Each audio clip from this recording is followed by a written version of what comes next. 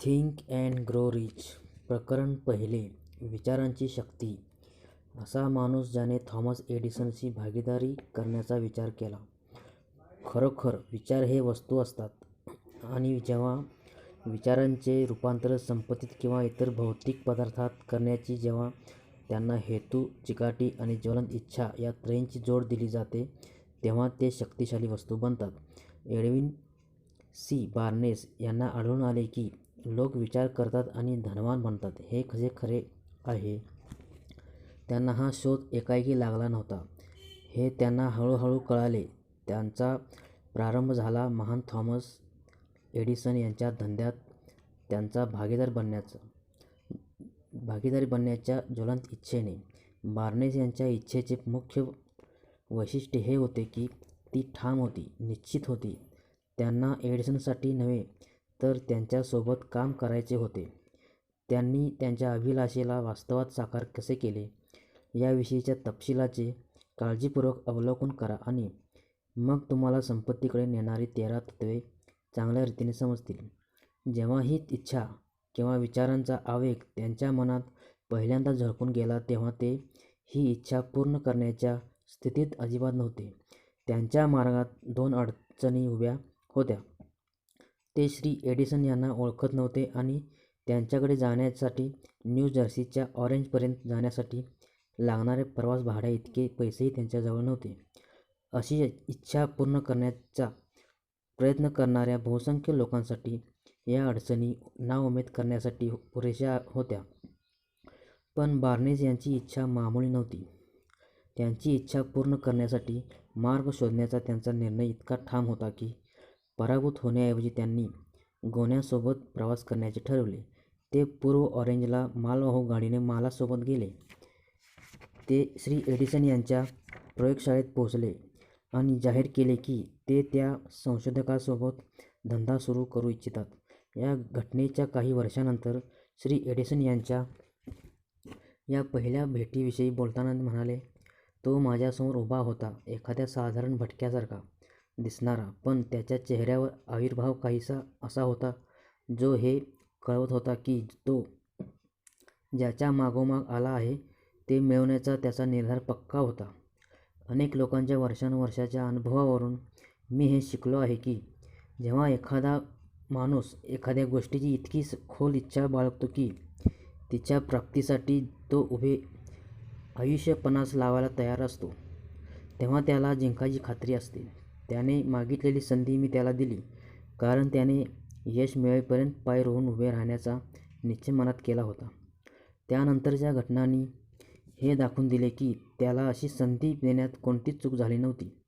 त्या प्रसंगी तरुण बार्नेसने श्री. एडिसन यांना काय सांगितले याला खास महत्त्व होते त्यांचे विचार. एडिसनने स्वतः तसे सांगितले आहे. एडिसनच्या कार्यालयात जेव्हा त्याला पहिली संधी मिळाली त्यासाठी त्याचे बाह्य रंगरूप खचितच कारणीभूत नव्हते, कारण ते नक्कीच त्यांच्या विरोधात होते. त्याने काय विचार केला हे महत्त्वाचे होते. हे पुस्तक वाचणाऱ्या प्रत्येक व्यक्तीला जर या विधानाचे महत्त्व पटवून देण्यात आले तर उरलेले पुस्तक वाचायची गरजच उरणार नाही.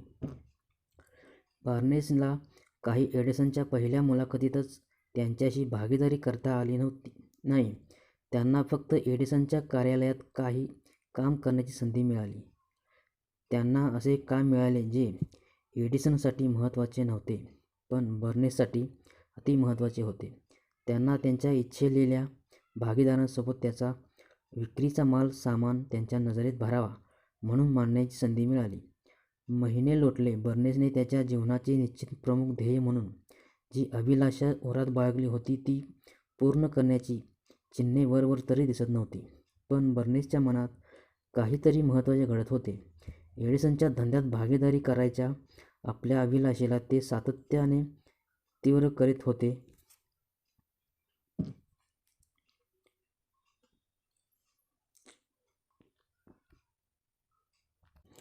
तिला खतपाणी देत होते. मानसशास्त्रज्ञांनी योग्य तेच सांगितले आहे की जेव्हा एखादी व्यक्ती एखाद्या गोष्टीसाठी खरोखरच तयार असते, जेव्हा ती वस्तू समोर येतेच एडिसनच्या व्यवसायात स्वतःला जोडून घ्यायला तयार होते. इतकेच नव्हे तर ते ज्या गोष्टींच्या शोधात आहे ती गोष्ट मिळेपर्यंत तिच्यासाठी सज्ज राहायलाही ते तयार होते. त्यांनी कधीच स्वतःशी असे म्हटले नाही, त्याचा काय उपयोग? मला वाटते मी माझे मन बदलून विक्रेत्याच्या कामासाठी प्रयत्न करायला हवे. पण ते म्हणत नव्हते, मी इथे एडिसनच्या व्यवसायात सामील व्हायला आलेलो आहे. माझे उरलेले आयुष्य त्यासाठी खर्च करावे लागले तरी मी ते साध्य करेन. आणि हे खरे होते. ते ठाम होते. जर लोकांनी त्यांचे जीवनध्येय निश्चित केले आणि ते ध्येय त्यांना सर्वार्थाने झपाटून टाकणारे वेळ बनून जात नाही तोपर्यंत त्या ध्येयाचा पाठपुरावा केला तर ते आपल्या जीवनाची कथा काही वेगळ्याच रीतीने सांगू शकतील. कदाचित तरुण बर्नेसला हे माहीत नव्हते, पण त्यांच्या पर्वतासारख्या अढळ निर्धाराने, त्यांच्या अभिलाषेला धरून राहण्याच्या एकाच चिकाटीने त्यांनी सगळे विरोध नेस्तनाबूत केले आणि आपल्या नशिबात यशाचे स्थान निश्चित केले. त्यांना हवी ती संधी त्यांना मिळणे क्रमप्राप्तच होते.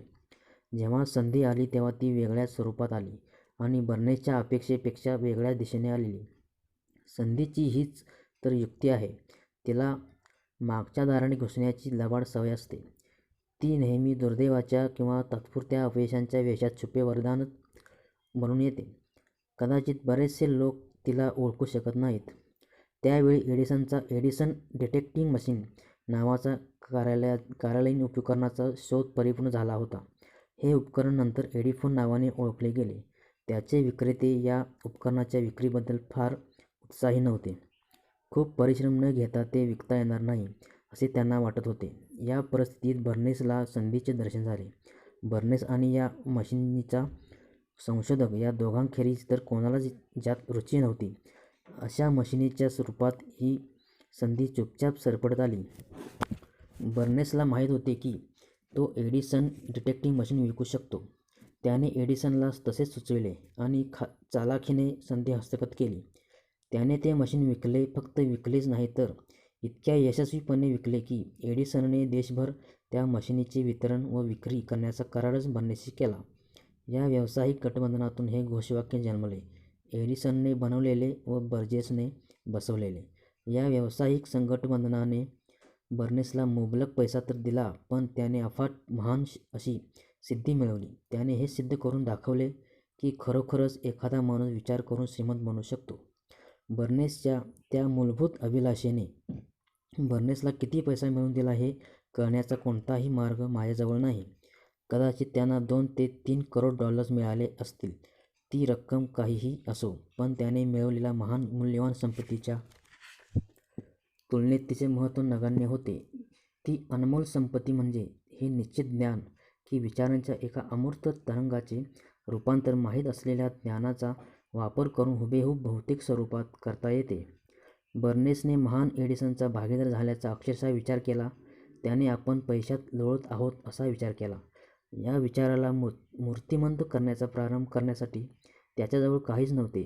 त्याच्यापाशी फक्त ही क्षमता होती की त्याला हे कळत होते की त्याला काय हवे आहे आणि ती इच्छा साकार होईपर्यंत तिचा पदर न सोडण्याचा ठाम निर्धार.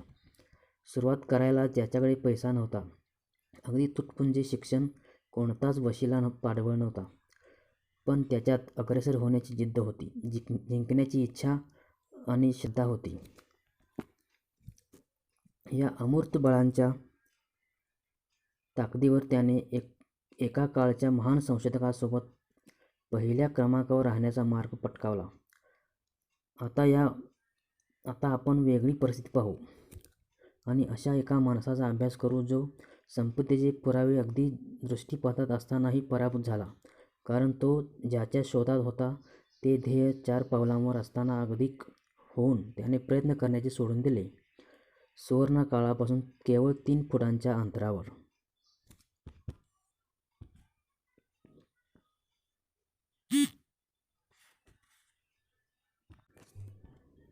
अपयश येण्याचे एक सर्वसामान्य कारण म्हणजे एखाद्या तात्पुरत्या अपयशाने घाबरून जाऊन प्रयत्न करण्याचे सोडून देण्याची सवय. प्रत्येक जण त्याच्या जीवनात कधी ना कधी ही चूक केल्याचा अपराध करीत असतो. देशातील एक अत्यंत यशस्वी विमा पॉलिसी विक्रेता बनलेले आर. बी. डार्बी त्यांच्या एका काळची गोष्ट सांगतात. त्या काळी सगळ्यांना झपाटून टाकणाऱ्या सुवर्णज्वराने तेही झपाटले गेले व स्वतः सोन्याच्या खाणीच्या शोधात पश्चिमेला गेले. त्यांनी ही म्हण कधीच ऐकली नव्हती की पृथ्वीच्या पोटातून जिथे सोने मिळते त्यापेक्षा कितीतरी जास्त सोने मानवाच्या मेंदूपासून मिळवता येते. त्यांनी एका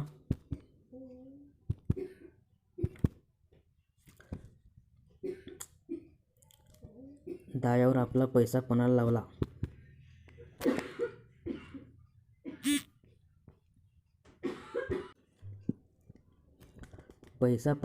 व कुदळ फावडे घेऊन कामाला लागले.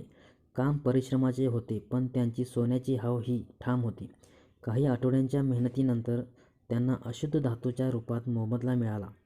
हा अशुद्ध धातू खाणीतून वर काढण्यासाठी त्यांना मशिनरीची गरज होती. त्यांनी चुपचाप ही खाण पुन्हा झाकून टाकली आणि मेरीलँडमधील विल्यम्सबर्ग येथील त्यांच्या घराकडे परतीची वाट धरली. तिथे येऊन त्यांच्या नातेवाईकांना आणि काही शेजाऱ्यांना त्यांना लागणाऱ्या खाणीच्या शोधाविषयी सांगितले. त्या सगळ्यांनी या मशिनरीसाठी पैसे गोळा केले आणि ती जहाजावर चढवली आणि त्याचे काका पुन्हा खाणीपाशी काम करायला आले. यथावकाश अशुद्ध धातूचा पहिला साठा जहाजावर चढवून तो धातू वेचवण्याच्या कारखान्यात पाठवला गेला. त्यांना जे मिळाले त्याने या गोष्टीचा पुरावा मिळाला की त्यांना कोलारुडात सोन्याची एक समृद्ध खाण सापडली आहे. आणखी काही अशुद्ध धातूंच्या साठ्याने ते कर्जमुक्त होणार होते. त्यानंतर मोठ्या फायद्याचा खळाळता प्रवाह सुरू होणार होता. खाणीत खोलवर खोदकाम होत गेले तसतसा डार्बी आणि त्यांच्या काकांच्या आशा गगनभरारी घेऊ लागल्या आणि अचानक काहीतरी घडले. सोन्याच्या अशुद्ध धातूचा ओघ आटला. ते आशापूर्वक इंद्रधनुष्याच्या टोकाशी आले होते आणि त्यांना आढळून आले की तिथे आपण आता सुवर्ण पात्र नाही. ते खोदकाम करीत गेले, मोठ्या आशेने पुन्हा सोन्याचा प्रवाह शोधत राहिले, पण सगळे व्यर्थ. शेवटी त्यांनी हात टेकले. त्यांनी ती मशिनरी भंगारवाल्याला कवडी मोलाने विकून टाकली आणि परतीच्या प्रवासाला लागले. काही भंगारवाले जडबुद्धी बिनडोक असतात, पण हा तसा नव्हता. त्याने एका खाण अभियंत्याला बोलवले आणि खाण पाहून काही गणित मांडायला सांगितले. त्याने सल्ला दिला की या प्रकल्पाच्या मालकाला चुकीच्या रेषांची माहिती नसल्यामुळे हा प्रकल्प फसला आहे.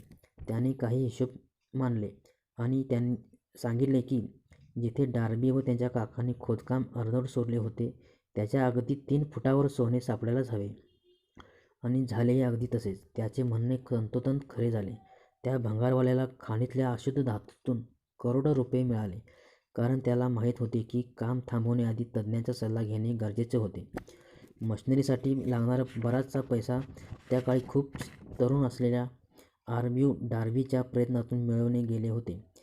ते पैसे त्याच्या नातलगांनी आणि शेजाऱ्यांनी त्याच्यावरील विश्वासापायी त्यांना दिले होते. त्याने त्यांची पैनपै परत केली. अर्थातच त्यासाठी त्याला आपल्या जीवनाची कितीतरी वर्षे घालवावी लागली.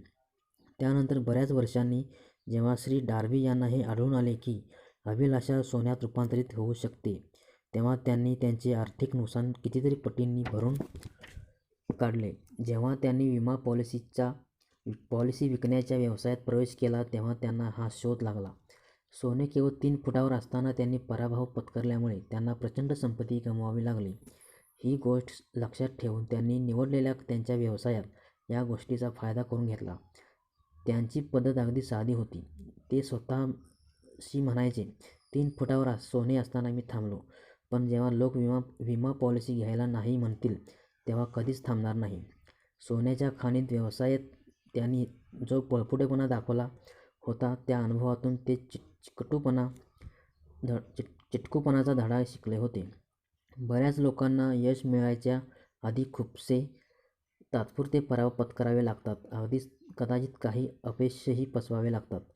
अशा पराभवांना तोंड द्यावे लागते तेव्हा सोप्यात सोपा आणि तर्कशुद्ध मार्ग म्हणजे सोडून देणे. नेमके हेच बहुसंख्य लोक करतात. अमेरिका ज्यांना ओळखते अशा किमान 500 पेक्षा अधिक अत्यंत यशस्वी लोकांनी मला हे सांगितले आहे की जेव्हा त्यांना पराभवाने घेरले होते त्याच्या अगदी एका पावलानंतर त्यांना त्यांचे यश भेटले. पराभव हा असा लबाड फसवा आहे ज्याच्यात उपरोध आणि धूर्तपणा वारंवार भरलेला आहे. जेव्हा यश एखाद्याच्या हाताच्या अंतरावर असते तेव्हा त्याच्या पायात पाय अडकवून त्याला खाली पाडण्यात या लबाडाला प्रचंड आनंद वाटतो. चिकाटीचा 50 पैशांचा धडा. श्री डार्बी यांनी त्या प्रकरणाद्वारे वज्राघाताच्या विद्यापीठातून त्यांनी पराजयाची पदवी मिळवल्यानंतर थोड्याच काळात त्यांनी या सोन्याच्या खाणीच्या अनुभवाचा फायदा घेण्याचे ठरवले आणि एक वेळ अशी आली की त्यांनी इतकी संपत्ती मिळवली जे हे सिद्ध करू शकली की नाही याचा अर्थ नेहमीच नाही होईल असे नसते. एका दुपारी ते त्यांच्या काकाला एका जुन्या प्रकारच्या गिरणीत दळण दळायला मदत करत होते.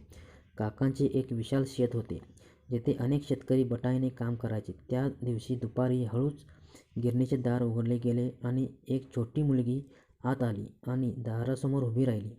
डार्बीच्या काकाने वर बघितले आणि त्या मुलीला जोरात खेकसले. "काय हवंय?" दबक्या आवाजात ती म्हणाली. "मला माझ्या आईचे बाकी असलेले 8 आणे परत आणायला तिने पाठवले आहे." काकांनी उत्तर दिले, "नाही देत, जा आता, पळ घरी." "होय साहेब," ती मुलगी म्हणाली, पण तिथून जराही हलली नाही.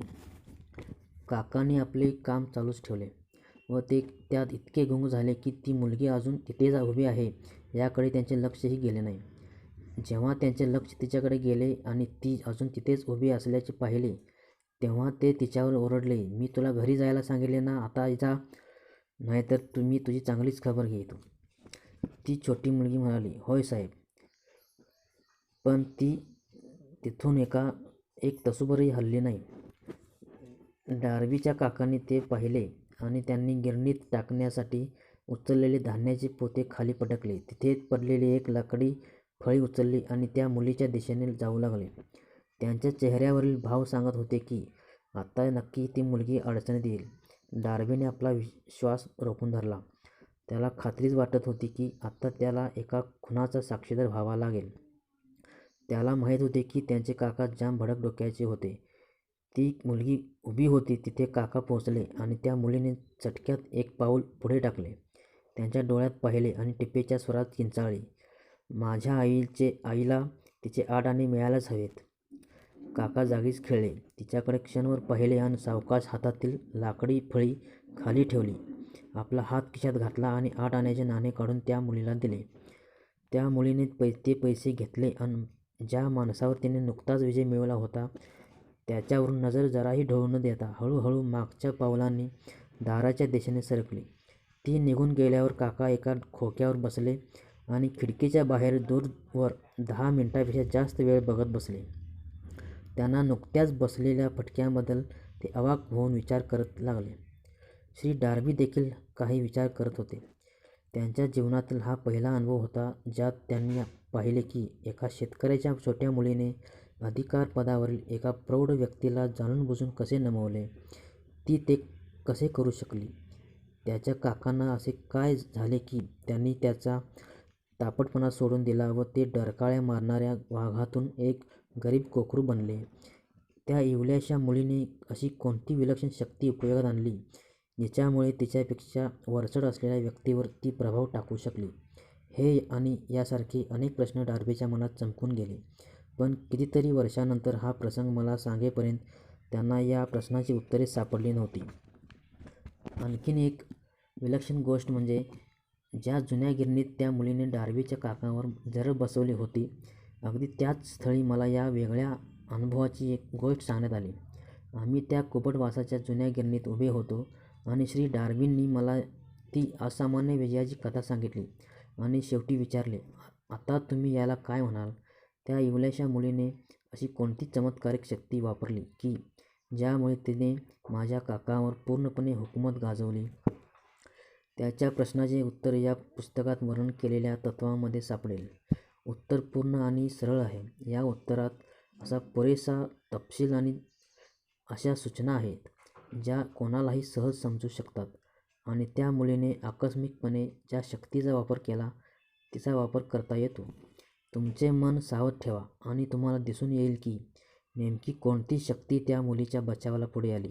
या शक्तीचे ओझरते दर्शन तुम्हाला पुढच्या प्रकरणात होणार आहे. या पुस्तकात तुम्हाला कुठेतरी अशी कल्पना दिसून येईल की जी तुमची ग्रहणशक्ती तीव्र करेल आणि तिला तुमच्या आदेशाची ताबेदार बनवेल. मग तीच अवरोध आकर्षक शक्ती तुम्हाला तुमच्या फायद्यासाठी वापरता येईल.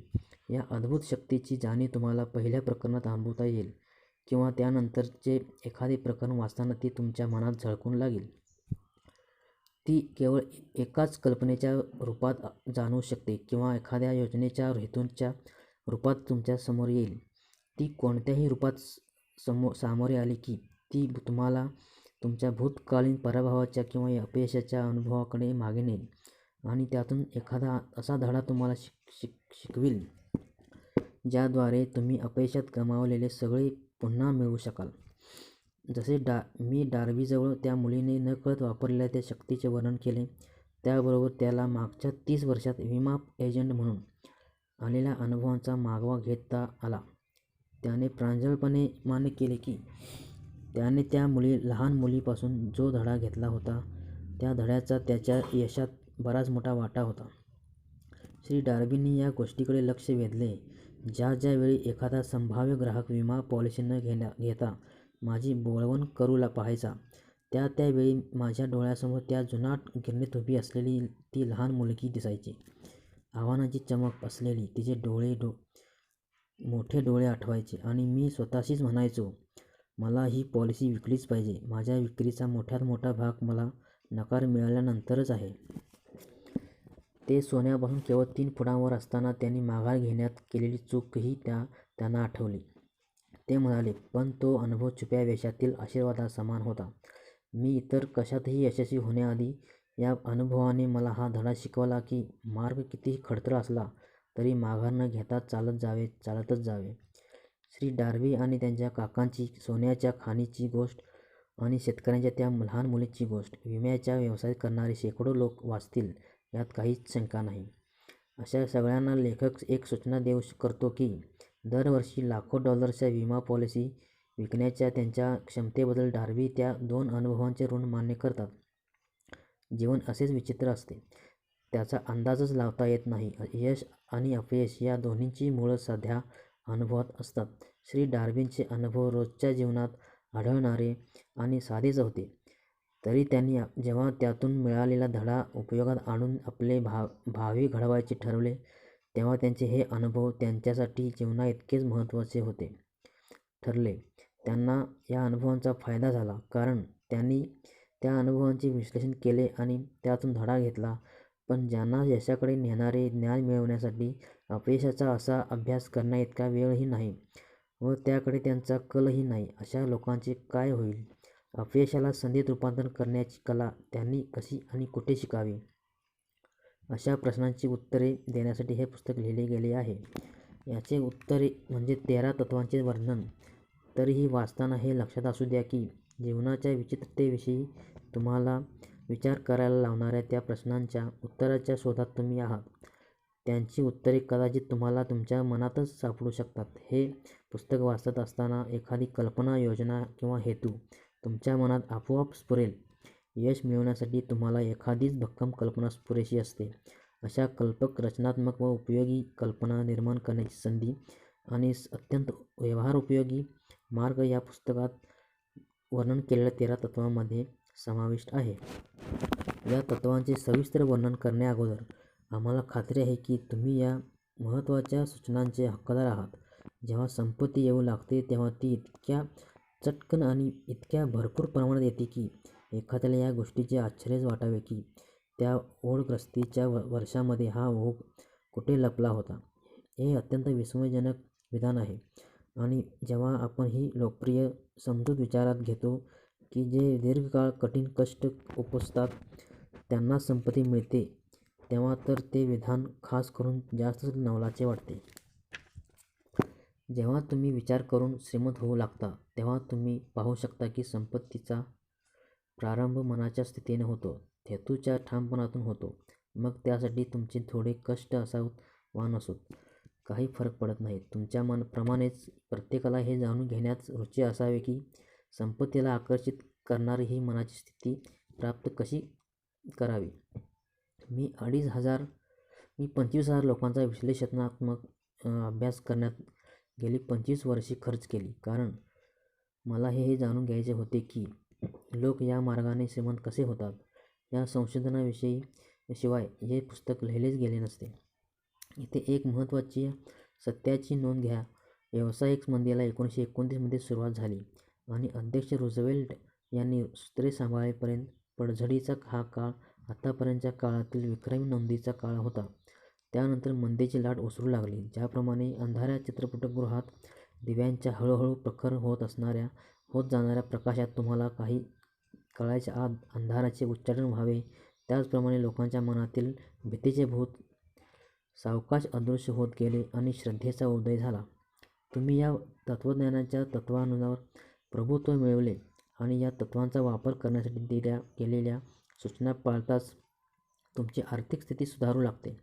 तुम्ही मातीला हात लावला तर मातीचे सोने होऊ लागते असे वाटते? अजिबात नाही.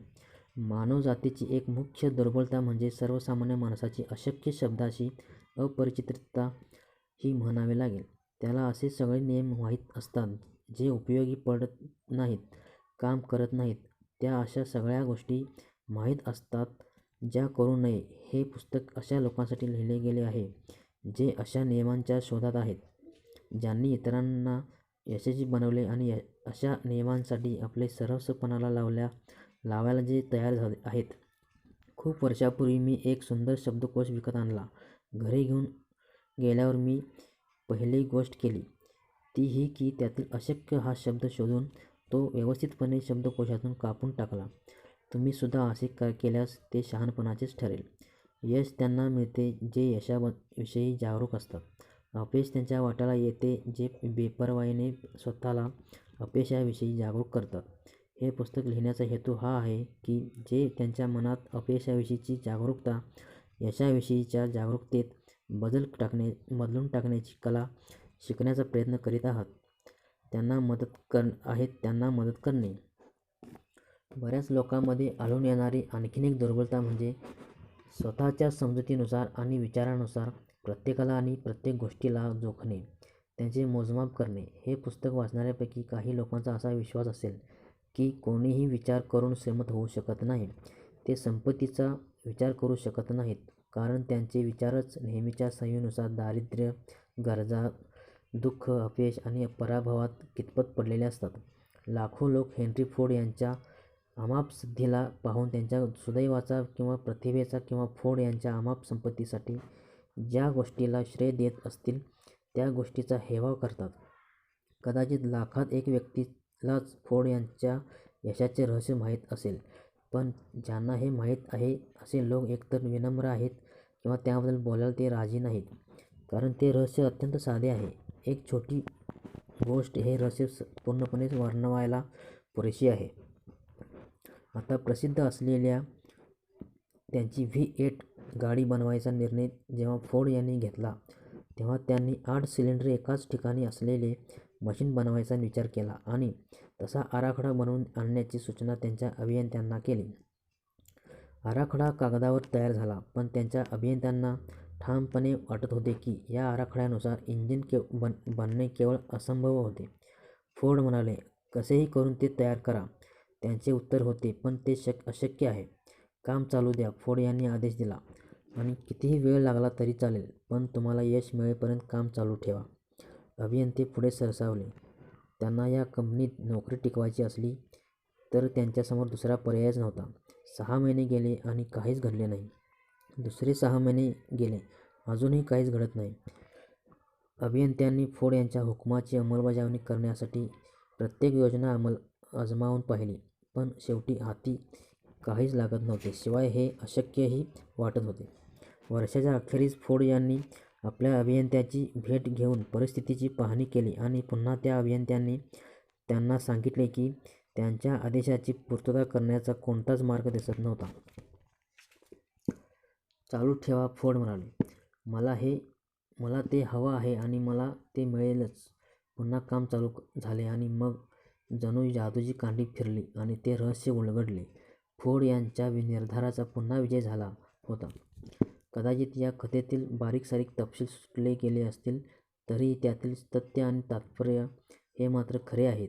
तुमच्यापैकी ज्या कोणाला विचार करून श्रीमंत व्हायचे असेल त्याने शक्य झाल्यास फोर्डच्या अमाप संपत्तीमागील रहस्याचा या कथेवरून अंदाज लावावा. तुम्हाला फार दूरवर जावे लागणार नाही. हेनरी फोर्ड यशस्वी आहेत कारण त्यांनी यशाच्या तत्त्वांना समजून घेऊन त्यांचा वापर केला. या तत्त्वांपैकी एक आहे अभिलाषा. तुम्हाला काय हवे आहे हे कळणे. तुम्ही हे पुस्तक वाचत असताना फोर्डची ही कथा लक्षात असू द्या आणि त्यांच्या मती गुंग करणाऱ्या सिद्धींचे वर्णन करणाऱ्या ओळी वेचून काढा. जर तुम्ही तसे करू शकलात आणि त्या तत्त्वांमुळे फोर्डला सी संपत्ती मिळाली, त्या विशिष्ट तत्त्वांच्या समूहावर बोट ठेवून शकलात, तर तुम्ही ज्या क्षेत्रासाठी पात्र आहात अशा कोणत्याही क्षेत्रात त्यांच्या बरोबरीने सिद्धी प्राप्त करू शकाल. 20व्या शतकातील हेनरी फोर्ड म्हणजे बिल गेट्स. ज्याप्रमाणे फोर्डने जवळजवळ कोणालाही चालवता येईल व परवडेल अशी गाडी बनवून दळणवळणाच्या क्षेत्रात क्रांती घडवून आणली, त्याचप्रमाणे बिल गेट्स यांनी संगणक उद्योगात क्रांती घडवून आणली. त्यांनी एक असे सॉफ्टवेअर बनवले की ज्यामुळे केवळ विशेष तांत्रिक तज्ज्ञालाही नव्हे तर प्रत्येकाला संगणकाचा वापर करता यावा. यामुळे प्रत्येक कार्यालयातच नव्हे तर प्रत्येक शाळेत आणि घरात देखील वैयक्तिक संगणक शब्दशः गरजेची वस्तू बनून गेली आणि परिणामी दोन्ही हातांनी लाखो डॉलर्स गोळा करणाऱ्या बिल गेट्सला अमेरिकेतील सर्वात श्रीमंत माणूस बनवले. सर्वप्रथम त्यांच्या वयाच्या 13व्या वर्षी ते संगणकाने भारले जाऊन प्रोग्रॅमिंग करायला लागले. 1973 मध्ये त्यांनी हार्वर्ड विद्यापीठात प्रवेश केला. तिथे ते स्टीव्ह बॉलमरसोबत राहिले, जे सध्या मायक्रोसॉफ्टचे मुख्य कार्यकारी अधिकारी आहेत. हार्वर्ड विद्यापीठात असताना गेट यांनी पहिल्या मायक्रो कॉम्प्युटरसाठी प्रोग्रामिंग लँग्वेज बेसिकची पहिली आवृत्ती विकसित केली. एक सॉफ्टवेअर कंपनी उभारण्याच्या स्वप्नाने ते इतके झपाटले गेले होते की ते स्वप्न पूर्ण करण्यासाठी आपली सगळी ऊर्जा समर्पित करता यावी म्हणून त्यांनी विद्यापीठ सोडले. त्यापूर्वी काही काळापासून त्यांनी बालपणीचे मित्र पॉल ॲलनसोबत मायक्रोसॉफ्ट ही कंपनी स्थापन केली. ही कंपनी म्हणजे त्यांच्या स्वप्नाकडे नेणारे वाहन होते. संगणक हे प्रत्येक कार्यालयातील आणि प्रत्येक घरातील एक मूल्यवान उपकरण ठरणार आहे, या त्यांच्या ठाम विश्वासातून त्यांनी वैयक्तिक संगणकासाठी सॉफ्टवेअर विकसित करायला सुरुवात केली. त्यांच्या मायक्रोसॉफ्ट कंपनीच्या आणि सॉफ्टवेअर उद्योगाच्या यशाच्या केंद्रस्थानी गेट्स यांची वैयक्तिक संगणकाविषयीची ही भविष्याचा वेध घेणारी दीर्घदृष्टी होती.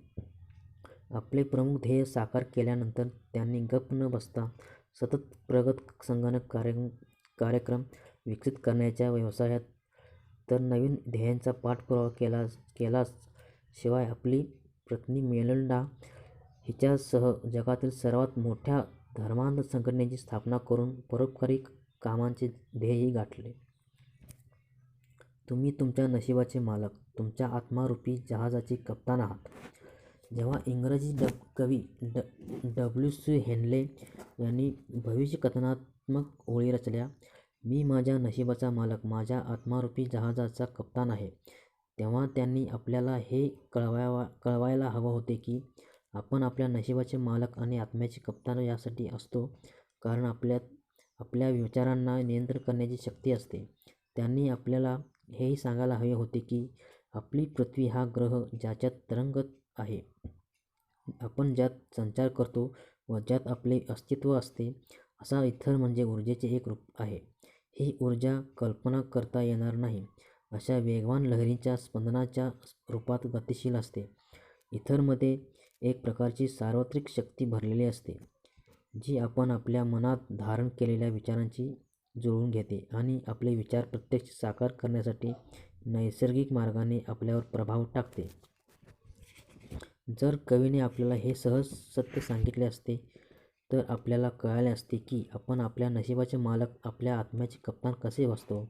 त्याने आपल्याला खूप आग्रहाने हेही सांगायला हवे होते की शक्ती विघातक व विधायक विचारांमध्ये भेदभाव करण्याचा प्रयत्न करीत नाही.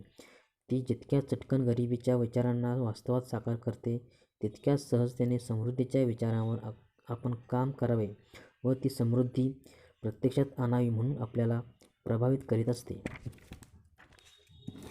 त्याने आपल्याला हेही सांगायला हवे होते की आपल्या मनात ज्या विचारांचे वर्चस्व गाजत आहे, तेच विचार आपल्या मेंदूला चुंबकत्व बहाल करतात. हे कसे होते हे कोणालाही कळत नसले तरी हा चुंबक मग आपल्या मनातील वर्चस्वशाली विचारांशी सुसंगत असलेली बलं लोकजीवनातील परिस्थिती आपल्याकडे खेचून आणतात. त्याने आपल्याला हेही सांगायला हवे होते की आपण अगणित संपत्ती गोळा करू शकू, त्याआधी आपण आपल्या मनाला संपत्तीच्या उत्कट इच्छेने भारून त्यांना चुंबकत्व द्यायला हवे. जोपर्यंत आपल्या मनातील संपत्तीविषयी अभिलाषा ती संपत्ती प्राप्त करण्यासाठी निश्चित योजना बनवत नाही, तोपर्यंत संपत्तीबद्दल जागरूकता निर्माण करायला हवी. पण हेनले तत्त्वचिंतक नव्हता, तर तो कवी होता. म्हणून त्याने हे महान सत्य काव्याच्या रूपात मांडूनच समाधान मानले आणि त्याच्या काव्यातील या सत्याला अनुसरणाऱ्यांनी या तत्त्वज्ञानाचा अर्थ स्वतः शोधावा म्हणून हे काम त्यांच्यावर सोपवले. त्यांच्या काव्यातील हे सत्य हळूहळू उलगडत या पुस्तकात सांगितलेल्या तत्त्वांमधून हे रहस्य निश्चितपणे स्पष्ट होत गेले आहे की आपण आपल्या आर्थिक नशिबाचे मालक कसे आहोत. जो खुद्द स्वतःच्या नशिबाचा मालक होता असे दुसरे उदाहरण आहे सर्व काळात महान ठरलेल्या सिनेमा दिग्दर्शकाचे, स्टीव्हन स्पीलबर्ग. त्याने बालपणापासूनच सिनेमा दिग्दर्शक बनण्याचे स्वप्न पाहिले.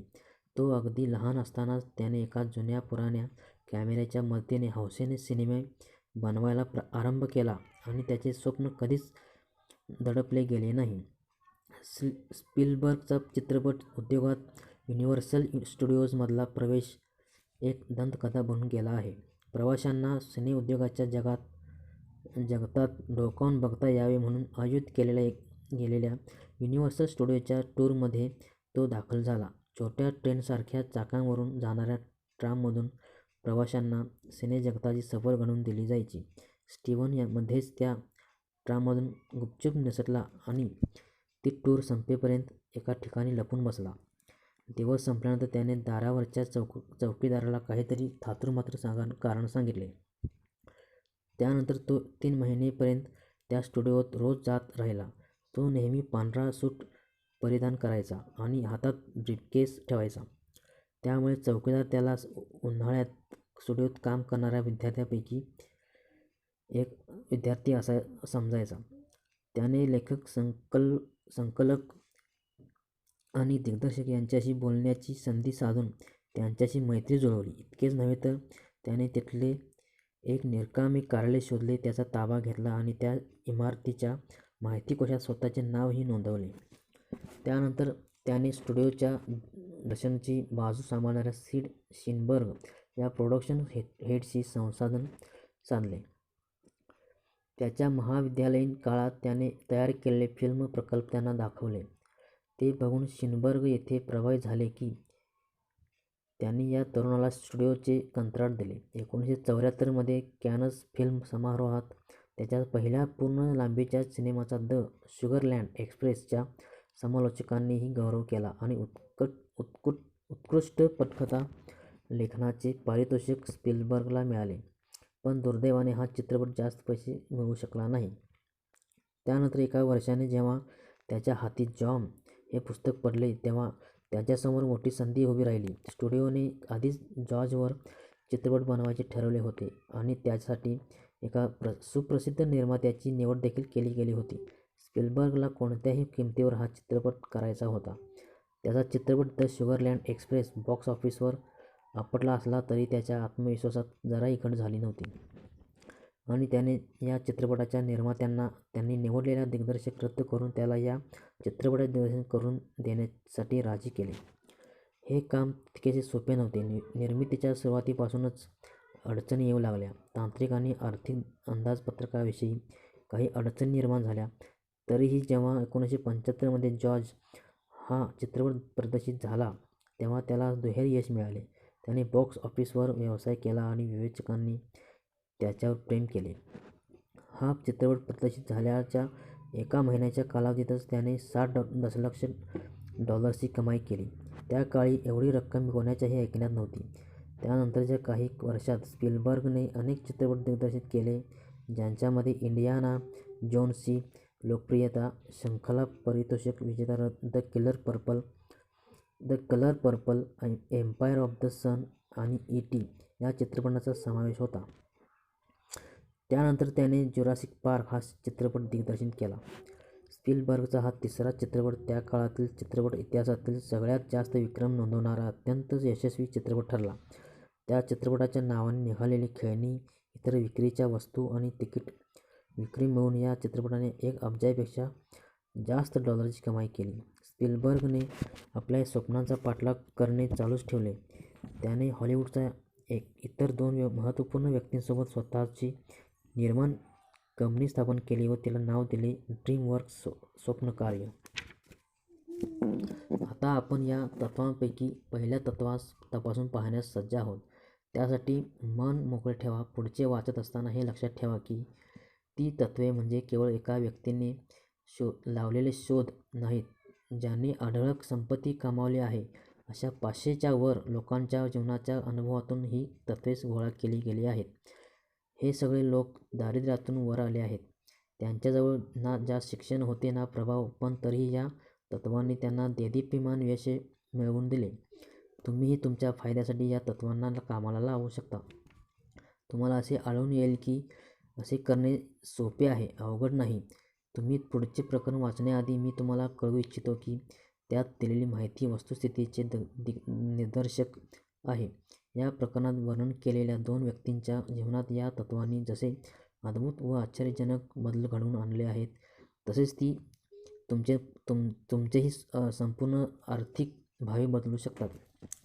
मी तुम्हाला हे देखील कळवू इच्छितो की या 2 व्यक्तींशी माझे असे काही नाते आहे की माझ्या मनात आले तरी त्यांच्या बदलत्या वस्तुस्थितीच्या बाबतीत मी कोणतेही स्वातंत्र्य घेऊ शकत नाही, काहीही कमी जास्त करू शकत नाही. त्यापैकी एक जण जवळपास 25 वर्षांपासून माझा अगदी जिवलग मित्र आहे आणि दुसरा आहे माझा मुलगा. या दोघांना लाभलेल्या असाधारण यशाबद्दल ते पुढील प्रकरणात दिलेल्या तत्त्वांचे मुरुड मांडतात. म्हणून या तत्त्वांच्या दूरसदूर पसरलेल्या शक्तीचे महत्त्व पटण्याचे एक साधन म्हणून हा वैयक्तिक उल्लेख समर्थनीय ठरतो.